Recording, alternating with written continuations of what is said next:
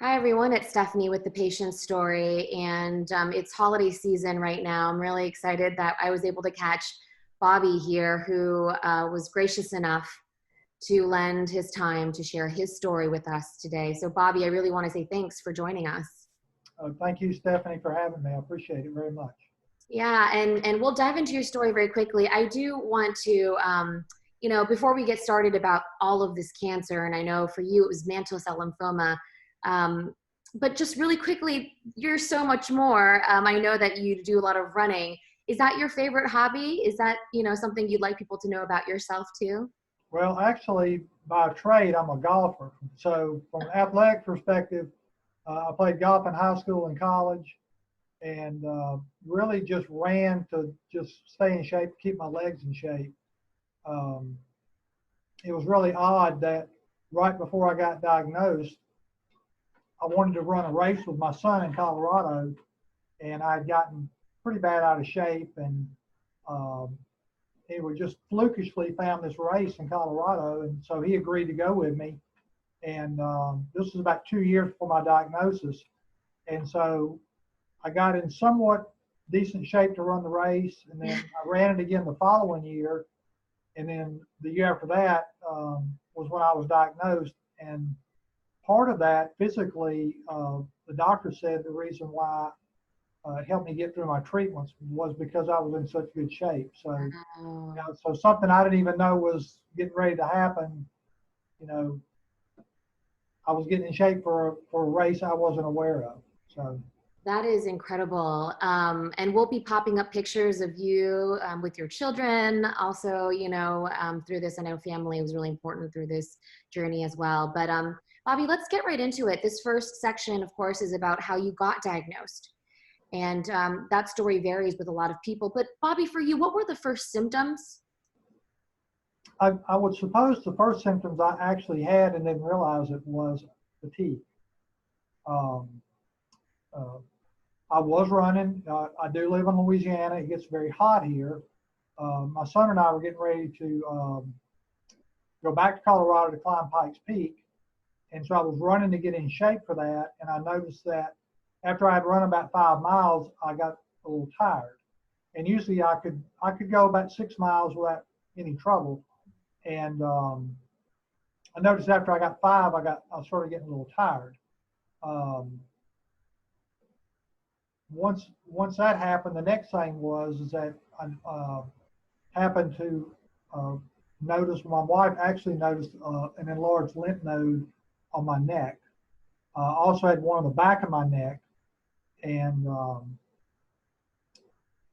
when I went to the doctor, that's when he said, "Well, when you come back, just we'll start going with it from there." So And I I guess noticed, fatigue really was probably the first sign, and I wasn't. I mean, I would not have known that. right, right. We hear that very often. I went through a different kind of non-Hodgkins and fatigue. I just was like, well, it's work, right? We always sort of attribute it to something else. And so it was really those enlarged lymph nodes. Your wife really noticed them. I see you said you did 2 weeks of antibiotics, didn't do a thing. So describe that next step. What happened after that? Okay, so the next thing after the antibiotics didn't work, uh, I had two ultrasounds done, one on the lymph node on my neck, and then I actually had another small lymph node on my rib cage. Um, it's almost like a calcium deposit. And so they did the ultrasound on my neck, then they did the one on my rib cage, and both of those tests both came back inconclusive. And this was probably maybe November of 2015. Okay. Wow. Yeah. Inconclusive, which that's never, I mean, it's like, let me get an answer. Just Right, right. so after that, I see on your timeline that it was the next month, December, you underwent a routine colonoscopy. That was just routine. So That had is really correct. nothing to do with the symptoms. And that didn't reveal anything. So you basically go through these tests, inconclusive, no cancer found in the colonoscopy. That was routine. So what happened next? Did you already have that appointment with the ENT to remove those lymph nodes? No, my general physician suggested after the colonoscopy that I go to the ENT since the colonoscopy did not show any cancer. Um, so we made an appointment with an ENT. Um, he looked at it, and I will probably say of all the things that I've been through, probably the most evasive thing that I felt was when he had to do check my throat and went through my nose. That was I feel so bad for people who have to take the swabs for COVID because I know how uncomfortable. It didn't hurt. It's just strange. Um, but he looked. He really couldn't tell anything, and he said the only thing that he felt like he could do to make sure was to go ahead and biopsy and remove one of the lymph nodes. And so, Bobby, that meant he was going to actually cut the lymph node out to biopsy. Was that the goal? Okay. Yes. Can you describe they call it an excisional biopsy. Do you remember, how it went that day? Describe that to people who might be on the verge of also undergoing one. Sure. Well, I went in and, the anesthesiologist came in and said, hey, look, you're going to be in my hands for the next 45 minutes, an hour, however long it took. I got drugged up pretty good. So, really my memory was really just speaking to the anesthesiologist. The doctor came in. My wife took some funny videos, which I didn't send you. I will if you ask for them later. But oh yes. Anyway, I was pretty drugged up, and the next thing I know, I woke up and they said we'll let you know in a week. So, right. By the way, that was on a Wednesday. I believe it was the 25th. It says 27th, I think. 27th. Okay, I'm sorry. Yeah. And then my next appointment was for February 3rd. That's right. So it was about a week. By the way, Bobby, we will love those videos. It sounds like there's some fun videos over there. I remember. I mean, were those videos from when you woke up? Because I remember. No. It was right before I went in. Okay. Yes, those can be equally interesting. Yes. So 1 week. Do you remember your doctors? Had they ever mentioned anything about lymphoma or cancer being a possibility, or was it, hey, we don't know what's going on, just give us a week to figure this out? To my knowledge, I never remember them even mentioning cancer. Okay. It was, you could have cat scratch fever because we had a cat, and they said it could be that because he used to scratch and bite. But never to my knowledge do I ever remember them saying anything about anything being cancerous. Wow. Okay. Yeah. No cancer mentioned ever, which maybe was a good thing since you had to wait a week for these results. Please describe to us, February 3rd, you get the call. Did they tell you to go into the office, and describe the moment you heard what you were dealing with? Sure. And please pardon me if I get a little emotional because it was a very emotional day. I had an appointment for 3 o'clock. My wife and I went down. We went in, and the doctor came in, and he said, well, we just got your results back. And he said, you have mantle cell lymphoma. And he began to go through some of the items like, this used to be very bad. Now there's a better survival rate. And, I can only tell you this, I felt really bad for the doctor. In fact, I have actually went back and saw him last year, and I didn't have an appointment, just went by his office, asked his nurse, and I just told him, I said, I don't know how you're able to do this, to give people this kind of news. It was a very emotional time. I told my wife was there with me. We were only in for about 15 minutes. He discussed some treatment options here locally, and we opted not to stay here in town, and we had decided years ago that if anything like this ever happened, we would seek medical attention at MD Anderson Hospital in Houston. It's close enough for us, and of course the reputation there is, wonderful. But I do remember I came back to work. I did not want to call my employees and let them know that, hey, this is what happened. When we got back to the parking lot, we got my children on the phone, and I couldn't tell them.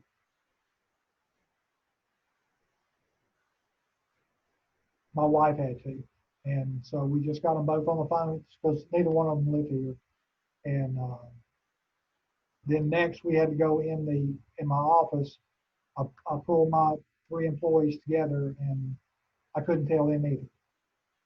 So my wife had to tell them as well. So it was pretty devastating from that perspective. To hear it, I've heard other people, know people for forever, that have been diagnosed, never would have dreamed that it would be me one day. But I know that for a couple of days it was very emotional, because probably the one thing that I struggled with more than anything was they didn't know how bad it was. They just knew that I had it. So that unknown, it was bad enough being told, but then not knowing, am I in stage 1, am I in stage 2, 3, or 4? They didn't know. Right. You're still waiting for answers, and that's really difficult. Right. And very often when mantle cell lymphoma is diagnosed, it is very often stage 4 by that time, and that's eventually you discovered that's where you were as well. But before we get there, any last guidance for people on breaking the news? I know it's very difficult. I'm very glad you had your wife there. Sounds like she's a strong woman and was able to do that for you. And I've heard time and time again from people that it is really important, because you have so much on your plate as a patient now, all of a sudden, to be able to delegate some things. Yes, and I guess one of the things, and I may be jumping a little ahead in the conversation, but one of the things that we agreed on, or actually I insisted on, if I can do that with my wife, I just told her, I said, look, I don't need to think about anything other than getting well. I said, so basically, I need you to be in charge of appointments, of just tell me where I'm supposed to be and when I'm supposed to be there. I've always been very loyal worker. I put in the hours. I do what I'm supposed to do. And during this time, I just told her, I said, whenever, whatever, I said, this is priority 1, and everything else goes to the back burner. Right. So, Right. But yeah, she basically took over that role, and she said, okay, this is where you got to be on this day, this time, and just kept everything organized and moving forward. That's wonderful. It's teamwork, right? As we find out, it's not just one person who's diagnosed, it's everyone in the circle, in the inner circle. And so Bobby, I know you had to undergo a bunch of tests still, right, to get more answers, and Right. that was the staging. So March, you undergo, it says CT scan with contrast, PET scan, endoscopy, colonoscopy. Can you describe each of those procedures, if you will, for people who've never undergone them, maybe one by one? Sure. Okay, I'll start. Excuse me. I'll start with the CT scan, which so far has been my hardest test. Since I was diagnosed, I guess because my veins I don't drink enough water, and so needles are not real nice to me. And I have not had a lot of success with the CT scan, although I just got back from Houston last Monday for my checkup, which was all clear, by the way. And I only got stuck one time for my CT scan, which was unusual, but that one I dreaded the most. And I really dreaded going down there, not so much worried about the checkup, but for, the stick for the contrast. So um, I really didn't like that one too much. Colonoscopy prep, for anybody who's ever had one, there's no fun there, especially when you're not at home. We've had all those in Houston. Um, the but the actual test itself was really not difficult. They put you to sleep and you just sort of cruise through it. PET scan, very similar. You have to be a little patient on your PET scan. They do inject you with nuclear sugar. That's my layman's term for it.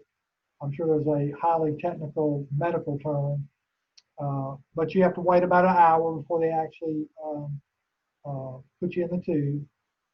But there's nothing constricting, so it's open-ended, and it really wasn't too much of a bad issue. Other than you have to hold at least I did. I had to hold my arms up over my head during the test, and for somebody that's not real limber, 15 minutes in one spot is not a lot of fun. But there was one test that I didn't put on my list, and that was the bone marrow biopsy. Right. I was going to ask you about that actually, because that's important. I did have a bone marrow biopsy as well, local shot, but I did have it. It's an anesthesia similar to the colonoscopy, so I really didn't feel anything. So didn't feel the incision, didn't feel the actual biopsy itself. So. Yeah. Did you feel just pressure basically in the area when they took out the sample, or? No, I was actually pretty knocked out. So. Oh, wow. Okay. Yeah. So it was, really didn't know anything other than I laid down, and the next thing I know, I'm in a wheelchair. So. Oh, okay. It was not bad. Okay. That's good to know. And so, yeah, those are pretty common tests that in scans you have to undergo for the staging. Do you remember roughly how long it took after undergoing all those? And by the way, were those all done one day or over a series of days, or? No, I believe I had all those done probably over about a week's time. A week, okay. And do you remember, Bobby, how long it took to ultimately get the staging results? It was probably after the bone marrow test, which I think was the second in the group. And their terminology for the stage 4 cancer for me was above and below the diaphragm and the bone marrow as well. So. Okay. And I know you said it was determined to be indolent, and so the recommended protocol was watch and wait or active monitoring. How did your doctor describe what that meant? He just said it was very slow growing. And I guess one of the things that I learned, or at least this was my interpretation of it, was that whenever they give you any kind of time for, this is how many years you have left kind of scenario, it's after you go in remission. So for me, I'm like, okay, well, if I can not have any treatments, the longer I can hold the treatments off, that timeline they keep talking about won't start. So even though, the cancer was there and it was, diagnosed stage 4, the doctors seem to think, well, we may wait years before we actually treat you. Right. Which at that point, after he explained it to me, I'm like, that's cool with me because, as long as my timeline doesn't start until after you start the treatments or until I go in remission, that's just years that I'm adding on to the end. So, right. He did a very good job explaining it, and I had no issues in the watch and wait or right. the delay in actually the treatments. Right, right. And but for you, it ended up actually not being very long of this watch and Right. wait protocol. In fact, um, there was it's a kind of, is a bacteria H. pylori that was discovered in your stomach from the endoscopy. It caused an ulcer. So the oncologist determined, oh, this was caused by the cancer. Let's go ahead and start those treatments. Right. Did they say, okay, let's begin immediately? I mean, that was March. I guess you started pretty quickly after, in about a month and a half after that. Yes. He the only time that I had the two doctors that I had um, actually disagreed. Uh, the gentleman that did the endoscopy, I'm not sure um, what he's a doctor of, but he felt like the ulcer was caused from the H. pylori. And so I'm like, well, okay, well, good. That means I don't have to start treatments. And then, but my main oncologist, he's the one that decided, no, I think the cancer caused the ulcer, so we're going to go ahead. And in his mind, he said, we're just going to wipe it out. So um, we started the treatments shortly after that. I will, yeah, I'll pull up the next picture in our next section. Actually, we'll go to the Okay. next section of the actual treatment. But before we do, my last question is, any last message to patients and their caregivers about, you decided, you're in Louisiana, you said it's worth going all the way over to Houston because this is MD Anderson, it's got a great reputation. Um, did you ever consider another place, or I guess it's the whole thing about treatment decisions, Right. what's appropriate for you. Yes, and I think it's very much people have to be at peace as this is like it or not. I mean, you're dealing with life and death decisions, and you know, I'm not saying that had I gone somewhere else, my outcome would have been different. Um, it could have been the same. I do know that we were very much at peace about making the call to go to MD Anderson. Um, my doctor is basically, he wrote the protocol for my treatment. And, to me, that's a little different when you go somewhere like that, where a doctor somewhere else, maybe in a smaller city that doesn't see mantle cell lymphoma patients, they may open a book and say, well, this is what the book says your treatment is. Um, we did also consider, I have a friend who lived in Baltimore. We did consider maybe Johns Hopkins. We also considered maybe the Mayo Clinic, but you know, that was a little stretch for us. Going to MD Anderson was to us, we were very much at peace about going there, Right. and it's just a first class place. Yeah, I don't absolutely. mean to sing their praises because I know there are other hospitals that are just as good, but for us, that was the thing for us to do. Well, we always love hearing when people have great experiences with their doctors and their medical experiences. So thank you for sharing that, Bobby. We're gonna stop this video and we're gonna move on to the next section, so hang tight.